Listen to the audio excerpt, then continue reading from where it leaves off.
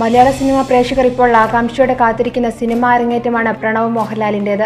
Super താരത്തിന്റെ പുത്രൻ എന്ന സവിശേഷതകൾ പേറാതെ ലളിത ജീവിതവും വ്യത്യസ്ത രീതികളുമായി നടക്കുന്ന പ്രണവ് മുൻപ് തന്നെ ശ്രദ്ധ നേടിയിരുന്നു. 2 ചിത്രങ്ങളിൽ ജിത്തു ജോസഫിന്റെ സംവിധാന സഹായിയായി പ്രവർത്തിച്ച പ്രണവ് ജിത്തുവിന്റെ ചിത്രത്തിലൂടെ തന്നെ നായകനായി അരങ്ങേറുകയാണ്.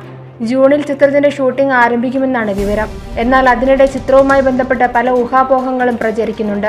ആന്റണി പെരുമ്പാവൂർ നിർമ്മിക്കുന്ന ചിത്രത്തിൽ 1 രൂപ മാത്രമാണ് പ്രണവ് പ്രതിഫലമായി വാങ്ങുന്നതെന്ന് കഴിഞ്ഞ ദിവസങ്ങളിൽ സോഷ്യൽ മീഡിയയിൽ പ്രചരിച്ചിരുന്നു. എന്നാൽ ഇതിൽ യാഥാർത്ഥ്യമില്ലെന്നാണ് അറിയാൻ കഴിയുന്നത്. ചിത്രത്തിന് ലഭിക്കുന്ന ലാഭത്തിന്റെ 1% പ്രണവിന് പ്രതിഫലമായി ലഭിക്കുകയെന്നാണ് സൂചന. For latest news, like it, share it and subscribe to Stars Sun News.